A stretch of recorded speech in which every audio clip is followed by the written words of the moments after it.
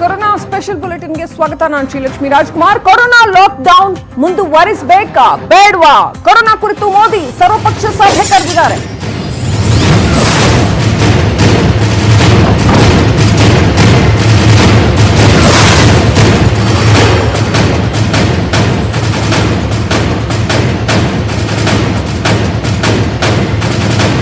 ಕೆಲವೇ ಕ್ಷಣಗಳಲ್ಲಿ ಪ್ರಧಾನಿ ಮೋದಿ ಸರ್ವಪಕ್ಷ ಸಭೆ ಆರಂಭ ಆಗತ್ತೆ. ಎಲ್ಲ ಪಕ್ಷಗಳ ನಾಯಕರುಗಳ ಜೊತೆ ಪ್ರಧಾನಿ ಮೋದಿ ವಿಡಿಯೋ ಕಾನ್ಫರೆನ್ಸ್ ಮುಖಾಂತರ ಸಭೆ ನಡೆಸಲಿದ್ದಾರೆ. ಕಾಂಗ್ರೆಸ್ ಸೇರಿದಂತೆ ಎಲ್ಲ ಪಕ್ಷಗಳ ನಾಯಕರುಗಳ ಜೊತೆ ಚರ್ಚೆ ನಡೆಸಲಿದ್ದಾರೆ. ಲಾಕ್ ಡೌನ್ ಮುಂದುವರಿಸಬೇಕಾ ಬೇಡವಾ? ಯಾವ ರೀತಿಯಲ್ಲಿ ಮುಂದುವರಿಸಬೇಕು? ಕಾಂಗ್ರೆಸ್ ಪಕ್ಷ ಲಾಕ್ಡೌನ್ ಅನ್ನು ಮುಂದುವರಿಸುವ ನಿಟ್ಟಿನಲ್ಲಿ ಒಲವು ತೋರಿಸಿದೆ ಅಂತ ಹೇಳಲಾಗ್ತಾ ಇದೆ. ಪ್ರತಿಯೊಬ್ಬರು ಕೂಡ ಇದೀಗ ಸರ್ವಪಕ್ಷ ಸಭೆಗೆ ಹಾಜರಾಗ್ತಾ ಇರೋದನ್ನ ಗಮನಿಸಬಹುದು. ಸರ್ಕಾರದ ಕೀ ಪರ್ಸನ್ಸ್ ಅಂತ ಏನು ಹೇಳ್ತೀವಿ ಅವರೆಲ್ಲರೂ ಕೂಡ ಬರ್ತಾ ಇದ್ದಾರೆ.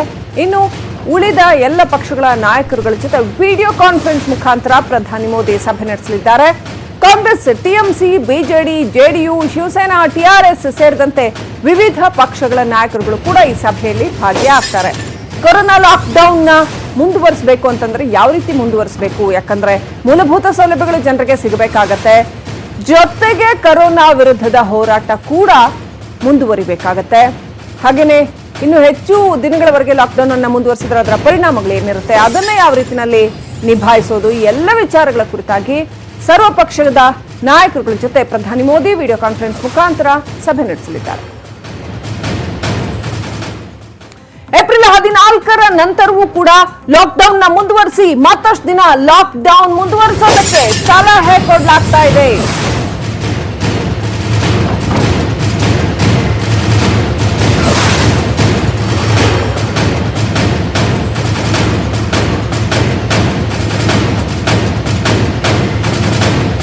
ಕೇಂದ್ರ ಸರ್ಕಾರದ ಗ್ರೂಪ್ ಆಫ್ ಮಿನಿಸ್ಟರ್ಸ್ ಏನ್ ಮಾಡಿದ್ದಾರೆ, ಆ ಗ್ರೂಪ್ ಆಫ್ ಮಿನಿಸ್ಟರ್ಸ್ ಸಲಹೆ ಕೊಟ್ಟಿರ್ತಕ್ಕಂಥದ್ದು ವಿದ್ಯಾಸಂಸ್ಥೆಗಳು, ಧಾರ್ಮಿಕ ಸ್ಥಳ, ಶಾಪಿಂಗ್ ಮಾಲ್ ಲಾಕ್ ಡೌನ್ ಇರಲಿ. ಮೇ 15ರವರೆಗೆ ಲಾಕ್ ಡೌನ್ ಅನ್ನು ಮುಂದುವರಿಸೋದಕ್ಕೆ ಸಲಹೆ ಕೊಡಲಾಗಿದೆ. ನ್ಯೂಸ್ 18 ಕನ್ನಡಕ್ಕೆ ಕೇಂದ್ರ ಸರ್ಕಾರದ ಮೂಲಗಳ ಮಾಹಿತಿ ಲಭ್ಯವಾಗಿದೆ. ಏಪ್ರಿಲ್ 14ರ ನಂತರ ಕನಿಷ್ಠ 4 ವಾರ ಅಂದ್ರೆ ಇನ್ನೂ 1 ತಿಂಗಳು ಕನಿಷ್ಠ ಲಾಕ್ ಡೌನ್ ನ ಕಂಟಿನ್ಯೂ ಮಾಡಿ. ರಾಜನಾಥ್ ಸಿಂಗ್ ನೇತೃತ್ವದ ಗ್ರೂಪ್ ಆಫ್ ಮಿನಿಸ್ಟರ್ಸ್ ಈ ಸಲಹೆಯನ್ನ ಕೇಂದ್ರ ಸರ್ಕಾರಕ್ಕೆ ಕೊಟ್ಟಿದೆ.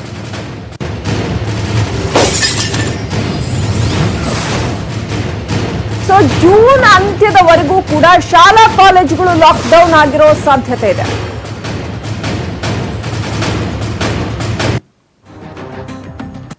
ಏನೇನು ಹಾಗಾದ್ರೆ ರಾಜ್ಯಗಳು ಕೊಟ್ಟಿರ್ತಕ್ಕಂಥ ಮನವಿ ಅಂತ ನೋಡಿದ್ರೆ, ಕೊರೋನಾಗೆ ಇನ್ನೂ ಕೂಡ ಸೂಕ್ತ ಔಷಧಿ ಸಿಕ್ಕಿಲ್ಲ.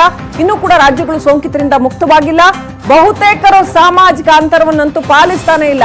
ಸೋಂಕಿತರು, ಶಂಕಿತರ ಪ್ರಮಾಣ ರಾಜ್ಯಗಳಲ್ಲಿ ದಿನೇ ದಿನೇ ಏರ್ತಾ ಇದೆ, ಕಡಿಮೆ ಆಗ್ತಾ ಇಲ್ಲ. ಕೊರೋನಾ ಸೋಂಕು ಇನ್ನಷ್ಟು ಹರಡುವ ಸಾಧ್ಯತೆಗಳಿದೆ. ಸೊ ಹಾಗಾಗಿ ಮೇ ಕೊನೆವರೆಗೂ ಕೂಡ ಈ ಲಾಕ್ಡೌನ್ ಅನ್ನ ಕಂಟಿನ್ಯೂ ಮಾಡಿ ಅಂತ ರಾಜ್ಯಗಳು ಮನವಿ ಮಾಡ್ತಾ ಇದ್ದಾವೆ. ಕೊರೋನಾ ಪ್ರದೇಶಗಳನ್ನ ಗುರುತಿಸುವಂಥದ್ದು ಯಾವ್ಯಾವ ಪ್ರದೇಶದಲ್ಲಿ ಅತ್ಯಂತ ಹೆಚ್ಚಾಗಿದೆ. ನಾವು ನಿನ್ನೆ ಹೇಳಿದಾಗೆ ಹಸಿರು, ಹಳದಿ, ಕೆಂಪು ವಲಯಗಳನ್ನ ಗುರುತಿಸುವಂಥದ್ದು. ಹಳದಿಯಲ್ಲಿ ಕನಿಷ್ಠ ಪ್ರಕರಣಗಳು, ಈ ರೀತಿ ಎಲ್ಲೆಲ್ಲಿ ಪ್ರಕರಣಗಳು ಜಾಸ್ತಿ ಇದೆ, ಗರಿಷ್ಠ ಸಂಖ್ಯೆ. ಕೆಂಪು ಏರಿಯಾಗಳನ್ನ ರೆಡ್ ಝೋನ್ ಅಂತ ಏನ್ ಮಾಡೋದು, ಗರಿಷ್ಠ ಸಂಖ್ಯೆಯಲ್ಲಿ ಸೋಂಕು ಕಾಣಿಸಿದಂತಹ ನಗರಗಳು. ಹಾಗೆಯೇ ಹಸಿರು ವಲಯ ಅಂತಂದ್ರೆ ಅಲ್ಲಿ ಯಾವುದೇ ಸೋಂಕು ಇಲ್ಲದಂತಹ ವಲಯ. ಹೀಗೆ ಕೇಂದ್ರ ಸಮಿತಿ ಸಾಕಷ್ಟು ಸಲಹೆಗಳನ್ನ ಕೊಟ್ಟಿದೆ. ಇನ್ನು ಜನರಿಗೆ ಅಗತ್ಯ ಪದಾರ್ಥಗಳನ್ನ ಕೊಡುವಂತ ನಿಟ್ಟಿನಲ್ಲಿ ಸಾರಿಗೆ ವ್ಯವಸ್ಥೆಯನ್ನ ಆರಂಭ ಮಾಡಿ, ಆದ್ರೆ ಕಟ್ಟುನಿಟ್ಟಿನ ತಪಾಸಣೆ ಮುಂದುವರಿಸಿ ಅಂತ. ಜೊತೆಗೆ ಅಂತಾರಾಷ್ಟ್ರೀಯ ವಿಮಾನಗಳ ಹಾರಾಟ ನಿಷೇಧ ಕಂಟಿನ್ಯೂ ಮಾಡುವಂಥದ್ದು, ರೆಡ್ ಝೋನ್ ನಲ್ಲಿ ಕಂಪ್ಲೀಟ್ ಲಾಕ್ ಡೌನ್ ಕಂಟಿನ್ಯೂ ಮಾಡುವಂಥದ್ದು, ಇದೆಲ್ಲವನ್ನು ಕೂಡ ಮಾಡಿ ಅಂತ ಕೇಂದ್ರ ಸರ್ಕಾರಕ್ಕೆ ಈ ಒಂದು ಸಚಿವರುಗಳ ಸಮಿತಿ ಸಲಹೆ ಕೊಟ್ಟಿದೆ. ಇನ್ನೊಂದ್ಸಾರಿ ಮುಖ್ಯಮಂತ್ರಿಗಳ ಜೊತೆ ಕೂಡ ಪ್ರಧಾನಿಗಳು ಸಭೆ ನಡೆಸಬಹುದು.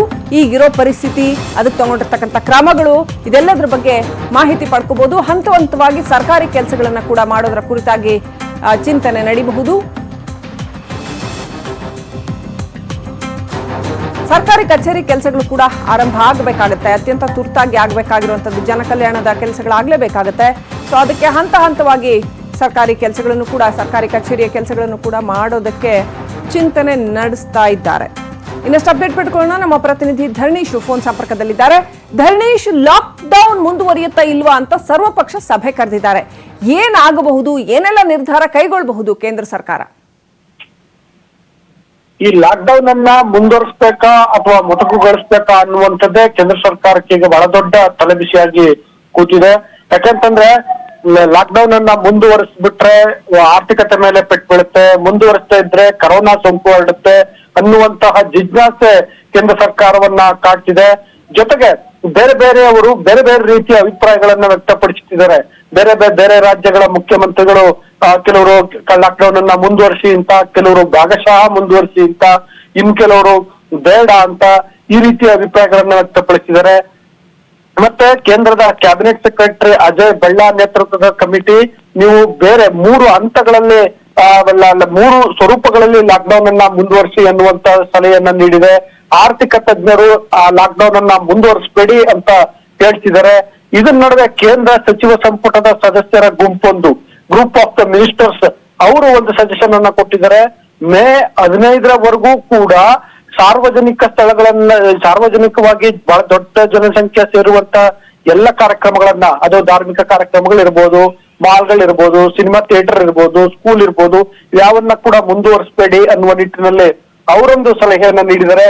ಹಾಗಾಗಿ ಈ ಒಂದ್ ರೀತಿಯಲ್ಲಿ ಬಹಳ ಜಿಜ್ಞಾಸೆಯಲ್ಲಿರುವ ಕೇಂದ್ರ ಸರ್ಕಾರ ಇವತ್ತು ವಿಪಕ್ಷ ನಾಯಕರುಗಳನ್ನ, ಸಂಸತ್ತಿನ ವಿವಿಧ ಪಕ್ಷಗಳ ಸಭಾ ನಾಯಕರ ಸಭೆಯನ್ನ ಪ್ರಧಾನಿ ನರೇಂದ್ರ ಮೋದಿ ಕರೆದಿದ್ದಾರೆ.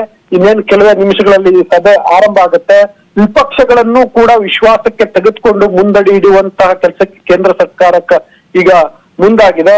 ಈ ವಿಪಕ್ಷ ನಾಯಕರು ಯಾವ ಸಲಹೆಗಳನ್ನ ನೀಡ್ತಾರೆ ಎನ್ನುವಂಥದ್ದನ್ನ ನೋಡ್ಬೇಕು. ವಿಪಕ್ಷಗಳು ನೀಡುವಂತ ಸಲಹೆಗಳನ್ನ ಪರಿಗಣಿಸಿ, ಜೊತೆಗೆ ನಾನು ಈಗಾಗಲೇ ಬೇರೆ ಹೇಳಿದ್ನಲ್ಲ, ಅಂದ್ರೆ ಮುಖ್ಯಮಂತ್ರಿಗಳು, ನೀತಿ ಆಯೋಗ, ರಿಸರ್ವ್ ಬ್ಯಾಂಕ್, ವೈದ್ಯಕೀಯ ವಲಯದಿಂದ ತಜ್ಞರು, ಆರೋಗ್ಯ ತಜ್ಞರು, ಇವರೆಲ್ಲರ ಸಲಹೆಗಳನ್ನ ಆಧರಿಸಿ ಲಾಕ್ ಡೌನ್ ಅನ್ನ ಮುಂದುವರಿಸಬೇಕಾ ಅಥವಾ ಮೊಟಕುಗೊಳಿಸಬೇಕಾ ಅನ್ನುವಂಥದ್ದನ್ನ ನಿರ್ಧರಿಸಬೇಕಾಗತ್ತೆ. ಈ ಹಿನ್ನೆಲೆಯಲ್ಲಿ ಈಗ ಇನ್ನೇನು ಕೆಲವೇ ಕ್ಷಣಗಳಲ್ಲಿ ಶುರುವಾಗಲಿರುವಂತಹ ವಿಪಕ್ಷ ನಾಯಕರ ಸಭೆ ಬಹಳ ಮಹತ್ವವನ್ನ ಪಡ್ಕೊಂಡಿದೆ.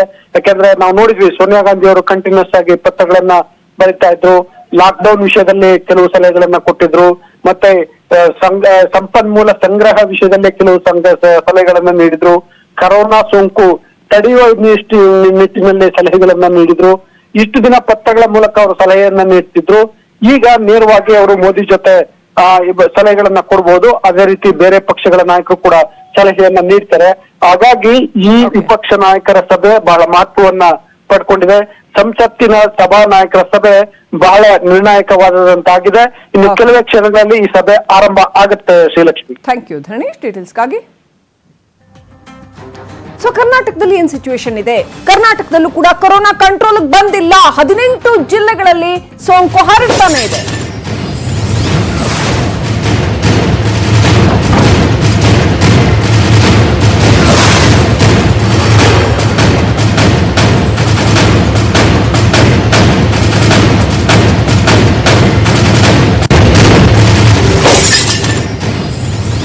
ಜಿಲ್ಲೆಗಳು ಸೇಫ್ ಆಗಿದ್ದಾವೆ. 18 ಜಿಲ್ಲೆಗಳಲ್ಲಿ ಕೊರೋನಾ ಸೋಂಕು ಹರಡ್ತಾ ಇದೆ. ಕರ್ನಾಟಕದಲ್ಲಿ ಕೊರೋನಾ ಪಟ್ಟಿಯಲ್ಲಿ 4ರಿಂದ 11ಕ್ಕೆ ಇಳಿದಿದೆ. ಏಪ್ರಿಲ್ 14ಕ್ಕೆ ಲಾಕ್ಡೌನ್ ಮುಗಿಯುತ್ತಾ ಮುಂದುವರಿತಾ ಅನ್ನೋ ವಿಚಾರದಲ್ಲಿ ಕರ್ನಾಟಕದಲ್ಲೂ ಕೂಡ ಲಾಕ್ಡೌನ್ ಬೇಕು ಅನ್ನುವಂತ ಒಂದು ಮಾತೆ ಕೇಳಿ ಬರ್ತಾ ಇದೆ. ಏಪ್ರಿಲ್ 14ಕ್ಕೆ ಎಲ್ಲವೂ ಮುಗಿಯಲ್ಲ ಅಂತ BS ಯಡಿಯೂರಪ್ಪ ಹೇಳಿದ್ರು. ನಿನ್ನೆ ಮುಖ್ಯಮಂತ್ರಿಗಳು ಹೇಳಿದ್ರು ಸೋಂಕು ಪೀಡಿತ ಜಿಲ್ಲೆಗಳಲ್ಲಿ ಲಾಕ್ಡೌನ್ ಕಂಟಿನ್ಯೂ ಆಗುತ್ತೆ ಅನ್ನುವಂಥದ್ದನ್ನ ಹೇಳಿದ್ರು. ನ್ಯೂಸ್ 18 ಕನ್ನಡಕ್ಕೆ ಮುಖ್ಯಮಂತ್ರಿ BS ಯಡಿಯೂರಪ್ಪ ಆಲ್ರೆಡಿ ಮುನ್ಸೂಚನೆ ಕೊಟ್ಟಿದ್ದಾರೆ. ನಿಮಗೆ ತಜ್ಞರನ್ನ ದಿನ ಭೇಟಿ ಆಗ್ತಾ ಇರ್ತೀರಾ, ಈ ಡಾಕ್ಟರ್ಸ್ಗಳಾಗಿರ್ಬೋದು, ಇವರೆಲ್ಲರನ್ನು.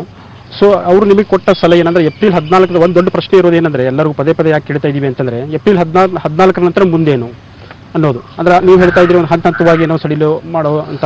ನೋಡಿ, ಏಪ್ರಿಲ್ 14ಕ್ಕೆ ಎಲ್ಲವೂ ಮುಗಿಯುತ್ತೆ ಅಂತ ನನಗೇನು ಅನಿಸೋದಿಲ್ಲ. ಇದು ಇನ್ನೂ ಸ್ವಲ್ಪ ಸಮಯ ಬೇಕಾಗ್ಬೋದು. ಯಾವ ಜಿಲ್ಲೆಗಳಲ್ಲಿ ಕೊರೋನಾ ಸೋಂಕಿಲ್ಲ ಅಂಥ ಜಿಲ್ಲೆಗಳೆಲ್ಲ ಆ ಜಿಲ್ಲೆಗಳಲ್ಲಿ ಓಡಾಟ ಮಾಡೋಕ್ಕೆ ಸ್ವಲ್ಪ ರಿಲ್ಯಾಕ್ಸೇಷನ್ ಕೊಟ್ಟು, ಎಲ್ಲಿ ಕೊರೋನಾ ಭಾಳ ದೊಡ್ಡ ಪ್ರಮಾಣದಲ್ಲಿ ಬಿಗಿ ನಿಲುವನ್ನು ತಗೊಂಡು ಅಲ್ಲಿ ಇನ್ನೂ ಹೆಚ್ಚು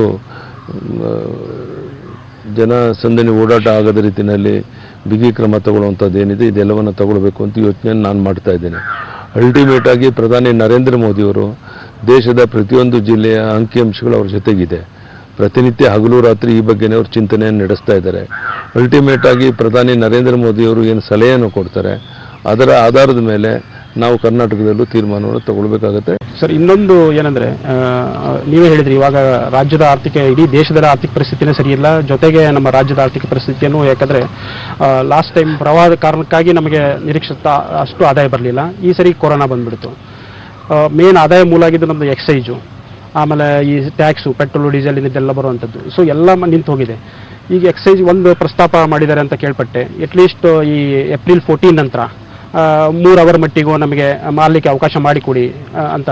ಸೊ ಆ ಡಿಟೇಲ್ ಇದ್ರ ಬಗ್ಗೆ ಚರ್ಚೆ ಆಗ್ತಿದೆ. 14 ನಂತರ ಸಡಿಲಗೊಳಿಸೋಕೆ ಏನ್ ಬೇಕೋ ನಮ್ಮ ಅಧಿಕಾರಿಗಳು ಚಿಂತನೆಯನ್ನ ಮಾಡ್ತಿದ್ದಾರೆ. ಇದೆಲ್ಲ 14ರವರೆಗೂ ಯಾವ ರೀತಿ ಪರಿಸ್ಥಿತಿ ರಾಜ್ಯದಲ್ಲಿ ಇರುತ್ತೆ ಅನ್ನೋದ್ರ ಮೇಲೆ ಅವಲಂಬಿತವಾಗಿರುವಂತಹದ್ದು. ಬೆಂಗಳೂರಲ್ಲಿ ಏನಾಗುತ್ತೆ? ಬೆಂಗಳೂರಲ್ಲಿ ಲಾಕ್ಡೌನ್ ಮುಂದುವರಿಕೆ ಖಚಿತ. ಏಪ್ರಿಲ್ 14 ನಂತರ ಕೂಡ ಲಾಕ್ಡೌನ್ ಕಂಟಿನ್ಯೂ ಆಗುತ್ತೆ.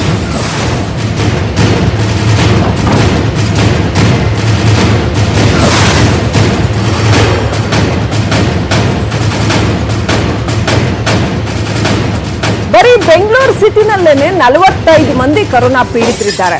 ಸೊ ಇನ್ನೂ ಸಂಖ್ಯೆ ಜಾಸ್ತಿ ಆಗ್ತಾನೆ ಇದೆ. ಹಾಗಾಗಿ ರೆಡ್ ಝೋನ್ ಅಂತ ಬೆಂಗಳೂರಿನ ಕೂಡ ಐಡೆಂಟಿಫೈ ಮಾಡ್ತಾರೆ ಅಂತ ಅನ್ಸುತ್ತೆ. ರೆಡ್ ಝೋನ್ಗಳಲ್ಲಿ ಲಾಕ್ಡೌನ್ ಕಂಟಿನ್ಯೂ ಆಗಬೇಕು. ಲಾಕ್ಡೌನ್ ಮುಂದುವರಿಕೆ ಬಗ್ಗೆ ಸಚಿವ ಸುಧಾಕರ್ ಅಭಿಮತ ವ್ಯಕ್ತಪಡಿಸಿದ್ದಾರೆ.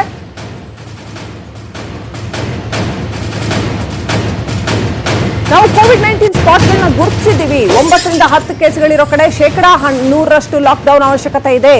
ಸರ್ಕಾರದ ಪ್ರಕಾರ ಇಂಥ ಕಡೆ ಲಾಕ್ಡೌನ್ ಮುಂದುವರಿಕೆ ಆಗುತ್ತೆ. ರೆಡ್ ಝೋನ್ಗಳಲ್ಲಿ ಏಪ್ರಿಲ್ 14 ನಂತರ ಕೂಡ ಲಾಕ್ಡೌನ್ ಅಂದ್ರೆ ಕೊರೋನಾ ಕರ್ಫ್ಯೂ ಏನು ಹಾಕಿದ್ದಾರೆ ಅದು ಕಂಟಿನ್ಯೂ ಆಗತ್ತೆ ಅಂತ ವೈದ್ಯಕೀಯ ಶಿಕ್ಷಣ ಸಚಿವ ಕೆ ಸುಧಾಕರ್ ಹೇಳಿಕೆ ಕೊಟ್ಟಿದ್ದಾರೆ. ಮಾನ್ಯ ಮುಖ್ಯಮಂತ್ರಿಗಳು ಎಲ್ಲ ಮಂತ್ರಿಗಳ ಜೊತೆ ಸಮಾಲೋಚನೆ ಮಾಡ್ತಾರೆ ಮತ್ತು ಸಮಾಜದಲ್ಲಿರ್ತಕ್ಕಂಥ ಎಲ್ಲರ ಜೊತೆ ಬಹಳ ಮುಖ್ಯವಾಗಿರ್ತಕ್ಕಂಥ ವೈದ್ಯರುಗಳ ಜೊತೆಗೆ ಮತ್ತು ಡಿಫ್ರೆಂಟ್ ಸ್ಟೇಕ್ ಹೋಲ್ಡರ್ಸ್ ಜೊತೆಗೆ ಅವರೆಲ್ಲರ ಜೊತೆ ಕೂಡ ಚರ್ಚೆ ಮಾಡಿ ಮತ್ತು ಕೇಂದ್ರ ಸರ್ಕಾರದ ನೀತಿ ಏನಿರುತ್ತೆ, ಇವತ್ತು ಒಕ್ಕೂಟ ವ್ಯವಸ್ಥೆಯಲ್ಲಿ ನಾವೇನಿದ್ದೀವಿ, ಬೇರೆ ಬೇರೆ ರಾಜ್ಯಗಳಲ್ಲಿ ಯಾವ ರೀತಿ ತೀರ್ಮಾನವನ್ನು ತೆಗೆದುಕೊಳ್ಳುತ್ತಾರೆ ಅದನ್ನೆಲ್ಲ ಕೂಡ ನೋಡಿ ನಮ್ಮ ಕರ್ನಾಟಕ ಸರ್ಕಾರ ಒಂದು ದೃಢ ನಿರ್ಧಾರವನ್ನು ತೆಗೆದುಕೊಳ್ತಾರೆ. ಹೈಡ್ರಾಕ್ಸಿಕ್ಲೋರೋಕ್ವಿನ್ ವಿಚಾರಕ್ಕೆ ಸಂಬಂಧಪಟ್ಟಂತೆ ಭಾರತಕ್ಕೆ ವಾರ್ನಿಂಗ್ ರೀತಿಯಲ್ಲಿ ಟ್ರಂಪ್ ಏನು ಮಾತನಾಡಿದ್ರು, ತಮ್ಮ ಹೇಳಿಕೆ ಬಗ್ಗೆ ಇದೀಗ ಸ್ಪಷ್ಟನೆ ಕೊಟ್ಟಿದ್ದಾರೆ ಡೊನಾಲ್ಡ್ ಟ್ರಂಪ್.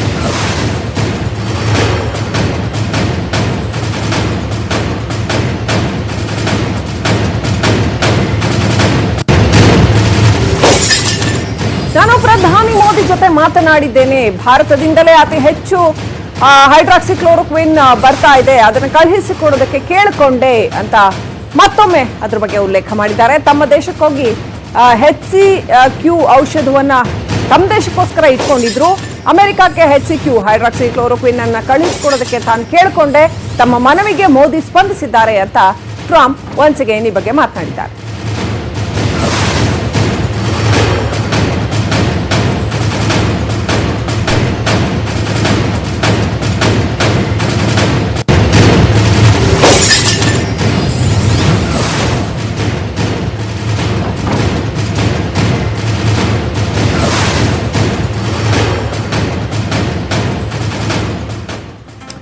ಸೊ ಬ್ರೆಜಿಲ್ ಕೂಡ ಭಾರತದ ಸಹಾಯವನ್ನ ಕೇಳಿದೆ. ಈ ಸಂದರ್ಭದಲ್ಲಿ ರಾಮಾಯಣವನ್ನ ಆಧಾರವಾಗಿಸಿ ಬ್ರೆಜಿಲ್ ಇದೇ ಹೈಡ್ರಾಕ್ಸಿಕ್ಲೋರೋಕ್ವಿನ್ ಬಗ್ಗೆ ಭಾರತದ ಸಹಾಯ ಕೇಳಿದೆ.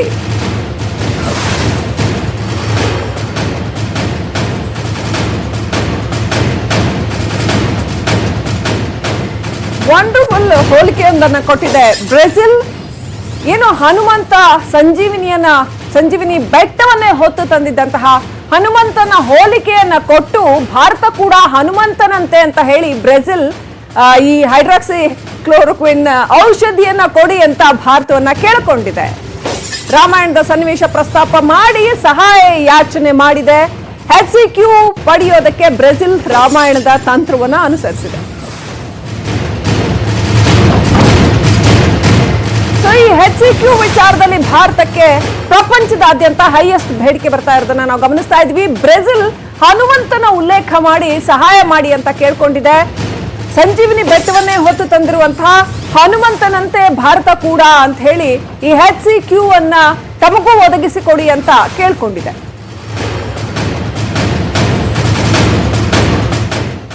ಇನ್ನಷ್ಟು ಅಪ್ಡೇಟ್ಸ್ ನೋಡೋಣ. Welcome back.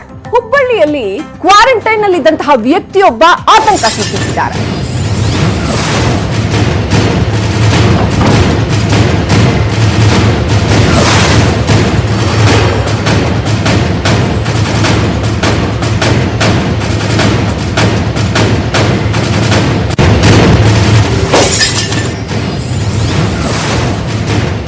ಸಂಶಿ ಗ್ರಾಮದ ಹಜರತ್ ಅಲಿ ಜೋಡ್ಮನಿ ಕೈ ಮೇಲೆ ಸೀಲ್ ಇದೆ, ಆದ್ರೂ ಕೂಡ ರಾಜಾರೋಷವಾಗಿ ಎಲ್ಲೆಂದರಲ್ಲಿ ಓಡಾಟ ಮಾಡ್ತಾ ಇದ್ದಾರೆ. 10 ದಿನ ಗೋವಾದಲ್ಲಿದ್ದು ಆ ಬಳಿಕ ಹುಬ್ಬಳ್ಳಿಗೆ ಬಂದಿರತಕ್ಕಂತಹ ವ್ಯಕ್ತಿ ಮನೆಯಿಂದ ಹೊರ ಬರಬೇಡಿ ಅಂತ ಅಧಿಕಾರಿಗಳು ಇವರಿಗೆ ಸೂಚಿಸಿದ್ದಾರೆ, ಕೈ ಮೇಲೆ ಸೀಲ್ ಹಾಕಿದ್ದಾರೆ. ಆದ್ರೆ ಇದೀಗ ಹೋಟೆಲ್ ಕ್ವಾರಂಟೈನ್ಗೆ ಹಿಡಿದು ಕಳಿಸಿದ್ದಾರೆ ಈ ವ್ಯಕ್ತಿಯನ್ನ. ಆದ್ರೂ ಕೂಡ ಈ ವ್ಯಕ್ತಿ ಎಲ್ಲಂದ್ರಲ್ಲಿ ಓಡಾಡ್ತಾ ಇದ್ದಂಥದ್ದು. ಕುಂದಗೋಳ ಕ್ಷೇತ್ರದ JDS ಮುಖಂಡ ಈತ ಹಜರತ್ ಅಲಿ ಎಲ್ಲಂದ್ರಲ್ಲಿ ಓಡಾಟ ನಡೆಸ್ತಾ ಇದ್ರು. ಈಗ ಅವರನ್ನ ಹಿಡಿದು ಹೋಟೆಲ್ ಕ್ವಾರಂಟೈನ್ಗೆ ಕಳಿಸಿದ್ದಾರೆ ಪೊಲೀಸರು.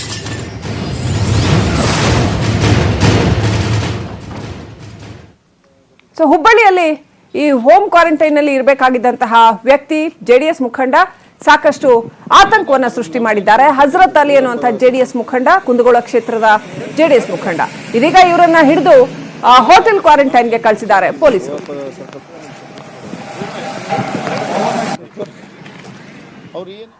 ಕ್ವಾರಂಟೈನ್ ನಿಂದ ತಪ್ಪಿಸಿಕೊಂಡಿರ್ತಕ್ಕಂಥ ವ್ಯಕ್ತಿ ಪುಂಡಾಟ ಮಾಡಿರೋದು, ಕಂಡಲ್ಲಿ ಉಗಿಯುತ್ತಾ ವಸ್ತುಗಳನ್ನ ಮುಟ್ಟಿ ಹುಚ್ಚಾಟ ಮೆರೆದಿದ್ದಾನೆ.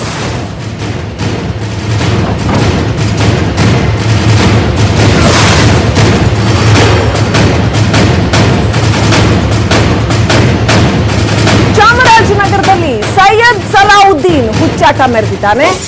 ಕಂಡಲ್ಲಿ ಉಗಿಯೋದು, ಕಂಡ ವಸ್ತುಗಳನ್ನ ಮುಟ್ಟೋದು, ಇಂಥವನ್ನೆಲ್ಲ ಮಾಡಿರುವಂತದ್ದು. ಕ್ವಾರಂಟೈನ್ ನಿಂದ ತಪ್ಪಿಸಿಕೊಂಡು ಹಳ್ಳಿಯಲ್ಲಿ ಓಡಾಡ್ತಾ ಇದ್ದಾನೆ ಈ ವ್ಯಕ್ತಿ. ಸೈಯದ್ ನನ್ನ ಹಿಡಿದು ಪೊಲೀಸರಿಗೆ ಒಪ್ಪಿಸಿದ್ದಾರೆ ಗ್ರಾಮಸ್ಥರು. ತಲೆ ತಪ್ಪಿಸಿಕೊಂಡಿದ್ದವನನ್ನ ಜಿಲ್ಲಾಸ್ಪತ್ರೆಯಲ್ಲಿ ಇರಿಸಿ ಈಗ ತೀವ್ರ ನಿಗಾದಲ್ಲಿರಿಸಲಾಗಿದೆ. ಯಾಕೆ ಹೀಗೆ ಮಾಡ್ತಾ ಇದ್ದಾರೆ? ಸೈಯದ್ ಸಲಾವುದ್ದೀನ್ ಅನ್ನುವಂಥ ವ್ಯಕ್ತಿ ಒನ್ಸ್ ಅಗೈನ್ ಕ್ವಾರಂಟೈನ್ ನಿಂದ ತಪ್ಪಿಸಿಕೊಂಡು ಹಳ್ಳಿಗಳಲ್ಲಿ ಓಡಾಡ್ತಾ ಇದ್ದ. ಕಂಡಲ್ಲಿ ಉಗಿಯೋದು, ಕಂಡ ವಸ್ತುಗಳನ್ನ ಮುಟ್ಟೋದು, ಇಂಥದ್ದನ್ನೆಲ್ಲ ಮಾಡ್ತಾ ಇದ್ದ. ಈತನನ್ನ ಗ್ರಾಮಸ್ಥರು ಹಿಡಿದು ಪೊಲೀಸರಿಗೆ ಒಪ್ಪಿಸಿದ್ದಾರೆ.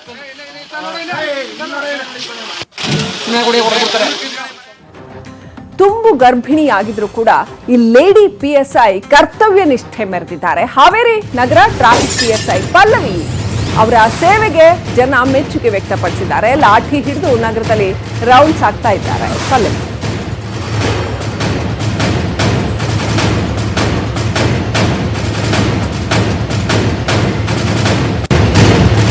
ನಿಮಗೋಸ್ಕರ ನಾವು ಬೀದಿಯಲ್ಲಿದ್ದೀವಿ ಅಂತ ಜನರಲ್ಲಿ ಇವರು ಮನವಿ ಮಾಡ್ತಾ ಇದ್ದಾರೆ. ತುಂಬು ಗರ್ಭಿಣಿ ಲೇಡಿ PSI ಕರ್ತವ್ಯ ನಿಷ್ಠೆ ಮೆರೆದಿದ್ದಾರೆ ಪಲ್ಲವಿ.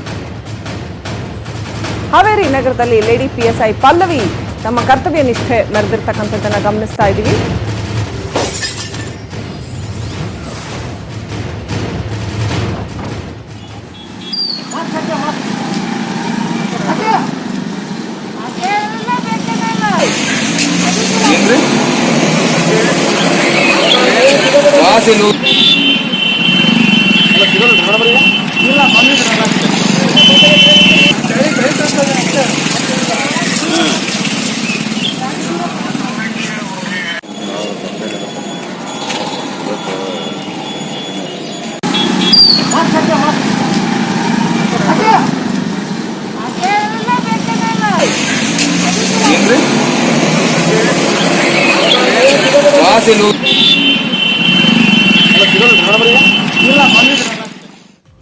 Once again, ಲಾಕ್ಡೌನ್ ನಿಯಮ ಪಾಲಿಸ್ತಾ ಇಲ್ಲ ಜನ. ಯಾದಗಿರಿಯ ಜನ ಲಾಕ್ಡೌನ್ ನಿಯಮ ಪಾಲಿಸ್ತಾ ಇಲ್ಲ. ಯಾದಗಿರಿಯ ಗುರುಮಠಕಲ್ನಲ್ಲಿ ಜನವೋ ಜನ.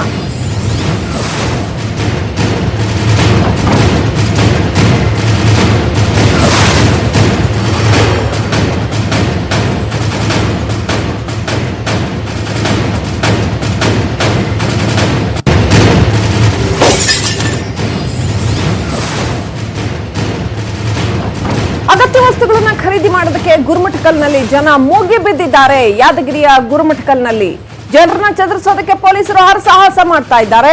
PSI ಶೀಲಾ ಅವರಿಂದ ಲಾಠಿ ಏಟು ತಿಂದು ಜನ ಚೆದರ್ತಾ ಇದ್ದಾರೆ. ಜನರಿಗೆ ಕೊರೋನಾ ಬಗ್ಗೆ PSI ಎಷ್ಟೇ ಜಾಗೃತಿ ಮೂಡಿಸ್ತಾ ಇದ್ರು ಕೂಡ ಜನ ಮುಗಿ ಬೀಳ್ತಾ ಇದ್ದಾರೆ ಅಗತ್ಯ ವಸ್ತುಗಳನ್ನ ಖರೀದಿ ಮಾಡೋದಕ್ಕೆ.